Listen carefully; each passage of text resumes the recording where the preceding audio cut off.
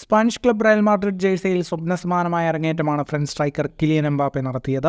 Goal നേടിയ Mbappe വരവറിയിച്ചപ്പോൾ കിരീട നേട്ടത്തോടെ റയലിന് പുതിയ സീസൺ ആരംഭിക്കാനുമായി. യുവേഫ സൂപ്പർ കപ്പിൽ യൂറോപ്പ ലീഗ് ചാമ്പ്യന്മാരായ ഇറ്റാലിയൻ ക്ലബ് അറ്റ്ലാന്റയെ എതിരില്ലാത്ത 2 ഗോളിനാണ് കാർലോ അൻസലോട്ടിയുടെ സംഘം വീഴ്ത്തിയത്. PSG-യിൽ ഒട്ടനവധി റെക്കോർഡുകൾ സ്വന്തം പേരിലാക്കിയ താരം സൗജന്യ ട്രാൻസ്ഫറിലാണ് മാഡ്രിഡിലേക്ക് എത്തിയത്. PSG-യുടെ എക്കാലത്തെയും ഉയർന്ന ഗോൾ സ്കോററാണ് എംബാപ്പെ. 308 മത്സരങ്ങളിൽ നിന്ന് ക്ലബിനായി 256 ഗോളുകൾ എംബാപ്പെ നേടിയിട്ടുണ്ട്. സൂപ്പർ കപ്പിൽ റയലിൻ്റെ 2ാം ഗോൾ നേടിയത് എംബാപ്പയായിരുന്നു. റയൽ മാഡ്രിഡിനു വേണ്ടി കളിക്കുന്നത് എന്നെ സംബന്ധിച്ചിടത്തോളം എത്രമാത്രം വിലപ്പെട്ടതാണെന്ന് എല്ലാവർക്കും അറിയാം. ഇത് അവിശ്വസനീയമാണെന്നും എംബാപ്പെ മത്സരശേഷം പ്രതികരിച്ചു. റയൽ മാഡ്രിഡിൽ അരങ്ങേറ്റം കുറിച്ചതിൽ താരം വലിയ ആവേശത്തിലാണ്. ആ രാത്രി വളരെ മനോഹരമായിരുന്നു.